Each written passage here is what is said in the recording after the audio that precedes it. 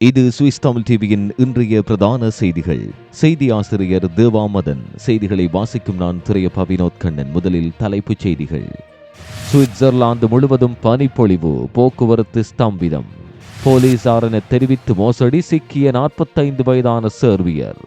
Christmas season, pickpocket திருடர்கள் பற்றி எச்சரிக்கை. அதிக பனிப்பொழிவு, பேர்னில் 2 மணி நேரத்தில் 47 விபத்துகள் பதிவு. சுவிஸ் விமானப்படை ஸ்வீடனில் ஹெலிகாப்டர் பயிற்சி. சுவிட்சர்லாந்தின் இன்றைய செய்திகளுக்கான பிரதான அனுசரணை வழங்குபவர்கள் சிவா ஷிப் கார்கோ.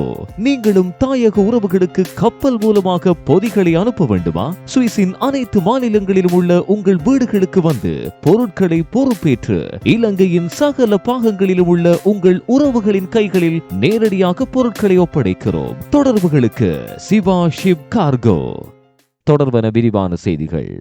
இன்று வியாழக்கிழமை சுவிட்சர்லாந்தின் பல மாகாணங்களிலும் பனிப்பொழிவு ஆரம்பித்துள்ளது. தாழ் நிலங்களுக்கு கீழே விழுந்துள்ளது. இது சாலைகளில் குறிப்பிடத்தக்க சவால்களுக்கு வழிவகுத்தது.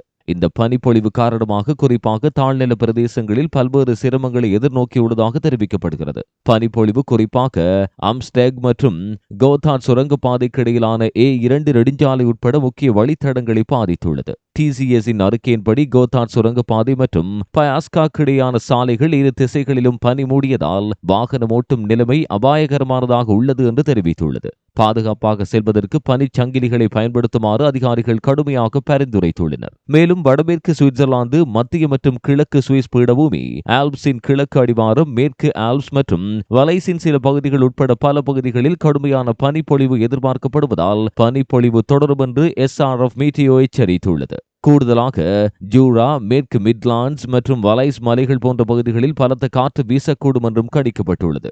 1400 மீட்டர்களுக்கு மேல் மணிக்கு 150 கிலோமீட்டர் வேகத்தில் காற்று வீசக்கூடும் எனவும் எச்சரிக்கை விடுக்கப்படுகிறது. வானிலை ஆய்வு மையத்தின் செய்தியின்படி சுவிஸ் தாழ் நிலங்களில் முதல் அளவிடக்கூடிய பனிப்பொழிவானது பொதுவாக டிசம்பர் தொடக்கத்தில் ஆரம்பிக்கிறது.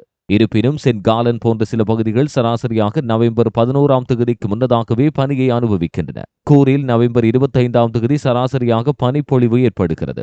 ஜெனிவா மற்றும் லுகானோ பொதுவாக டிசம்பர் பிற்பகுதியில் முதல் பனியை காணும். இந்த பனிக்காலத்தில் பாதுகாப்பை உறுதி செய்வதற்காக வாகன ஓட்டிகள் எச்சரிக்கையுடன் செயற்படவும், தேவைப்படும் போது பனிச்சங்கிலிகளை பயன்படுத்தவும், வானிலை முன் அறிவிப்புகளை புதுப்பித்துக் கொள்ளவும் அறிவுறுத்தப்படுகிறார்கள்.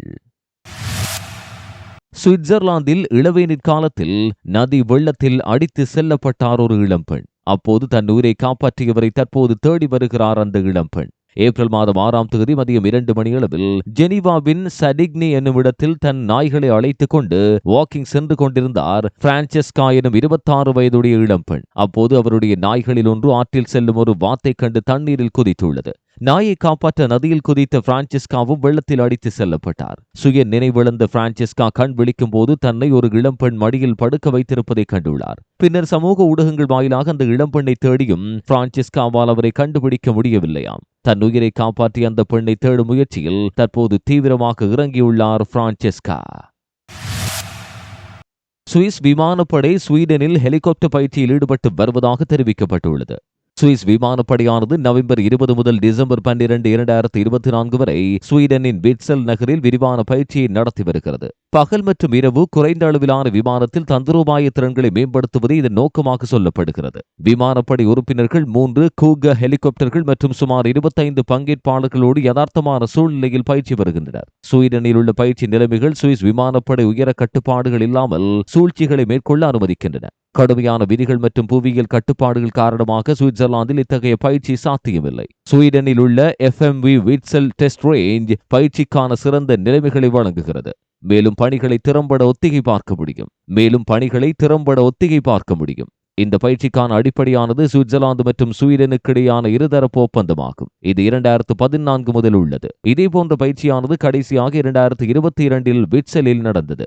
சுவிட்சர்லாந்தில் இதேபோன்ற பயிற்சியை கடினமாக்கும் பல கட்டுப்பாடுகள் உள்ளன.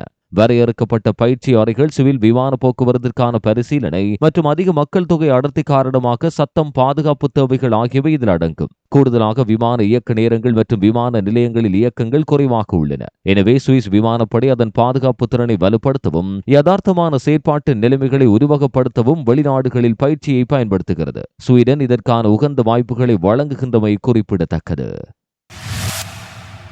கிறிஸ்துமஸ் சீசன் தொடங்கி இருக்கின்ற இந்த நிலையில் பலர் ஷாப்பிங் செய்ய அல்லது கிறிஸ்துமஸ் சந்தைகளை பார்வையிட நகரங்களுக்கு செல்கிறார்கள். இதை தங்களுக்கு சாதகமாக தங்கள் சொந்த நோக்கங்களுக்காக கடை வீதிகள், கடைகள் மற்றும் பொது போக்குவரத்து ஆகியவற்றில் அடர்த்தியான கூட்டத்தை பிக் பாக்கெட் கொள்ளையர்கள் பயன்படுத்திக் கொள்கின்றனர். மத்திய சுவிஸ் போலீஸ் படையினர் பிக் பாக்கெட்டுகள் குறிப்பாக தற்போது சுறுசுறுப்பாக இருப்பதாகவும் உங்களை எவ்வாறு பாதுகாத்துக் கொள்வது என்பது குறித்த ஆலோசனைகளை வழங்குவதாகவும் தெரிவித்துள்ளது. பிக் பாக்கெட்டுகள் பெரும்பாலும் குழுக்களாக வேலை செய்கின்றனர். ஒரு நபர் பாதிக்கப்பட்டவரின் கவனத்தை சிதறடிக்கும் போது கூட்டாளிகள் பணப்பைகள், கிரெடிட் கார்டுகள் அல்லது ஸ்மார்ட் போன்கள் போன்ற மதிப்புமிக்க பொருட்களை கைப்பற்றுகின்றனர். இத்தகைய கவன சிதறல்கள் எளிதானது. குறிப்பாக ரயில் நிலையங்கள் அல்லது கிறிஸ்துமஸ் சந்தைகளில் உள்ள சலசலப்பில் இவ்வாறான குற்றங்கள் எளிதில் நடந்து விடுகிறது.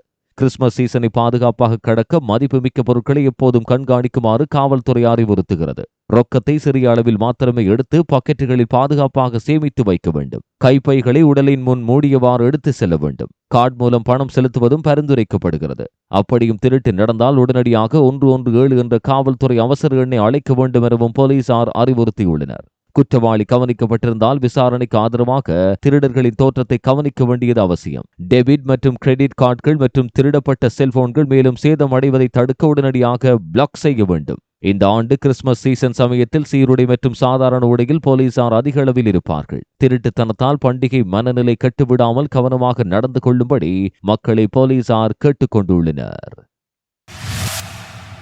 சொலத்தோன் மாகாணத்தில் உள்ள டுலிகனில் நவம்பர் 20, 2024 புதன்கிழமை சந்தேகத்திற்குரிய மோசடி செய்பவரை போலீசார் கைது செய்தனர். இனந்தெரியாத நபர்கள் போலீஸ் உத்தியோகத்தர்கள் போல் காட்டிக்கொண்டு தொலைபேசி மூலம் ஓய்வூதியம் பெறுபவரை ஏமாற்ற முற்பட்டதை அடுத்து இந்த சம்பவம் இடம்பெற்றுள்ளது. வயதான பெண்மணியின் வங்கியிலிருந்து ஒரு பெரிய தொகையை திரும்பப் பெற வைப்பது இது நோக்கமாக உள்ளது. மோசடி செய்தவர்கள் அந்த பெண்ணை தொலைபேசியில் அழைத்து போலீஸ் அதிகாரிகள் போல் நடித்துள்ளனர். ஓய்வூதியம் பெறுபவரின் நம்பிக்கையை பெறவும் அவளது பணத்தை பெற்றுக் கொள்ளவும் அவர்கள் ஒரு புனையப்பட்ட கதையை சொன்னார்கள். ஆனால் உண்மையான போலீசார் மோசடி முயற்சியை அறிந்து விரைந்து செயல்பட்டனர். பணத்தை சேகரிக்க விரும்பிய 45 வயதான சேர்பியரை போலீசார் சரியான நேரத்தில் கைது செய்ய முடிந்தது. போலி போலீஸ் அதிகாரி என்று அழைக்கப்படும் இந்த மோசடி சுவிட்சர்லாந்தில் பரவலான பிரச்சனையாக தொடர்கிறது. மோசடி செய்பவர்கள் பெரும்பாலும் வயதானவர்களை குறிவைக்கின்றனர். ஏனெனில் வயதானவர்கள் குறிப்பாக இலகுவில் நம்பி விடுகின்றனர். இதுபோன்ற மோசடி முயற்சிகள் குறித்து மீண்டும் எச்சரித்துள்ள போலீசார் பொதுமக்களை குறிப்பாக எச்சரிக்கையோடு இருக்குமாறு கேட்டுக் கொண்டுள்ளனர். தொலைபேசியில் யாராவது தன்னை ஒரு போலீஸ் அதிகாரி என்று கூறிக்கொண்டு பணம் அல்லது மதிப்புமிக்க பொருட்களை ஒப்படைக்கும்படி கேட்டால் உடனடியாக உண்மையான காவல்துறையை நேரடியாக தொடர்பு கொள்ளவும். இதுபோன்ற சம்பவங்கள் குறித்து புகார் அளிக்கவும் மேலும் மோசடி முயற்சிகளை தடுக்க விழிப்புடன் இருக்கவும் காவல்துறை அனைவரையும் ஊக்குவிக்கிறது. போலி போலீஸ் அதிகாரிகளால் மோசடி என்ற தலைப்பில் கூடுதல் தகவல்களை சுவிஸ் குற்றத்தடுப்பு இணையதளத்தில் காணலாம். சிறிய விளம்பர இடைவெளியின் பின்னர் செய்திகள் தொடரும்.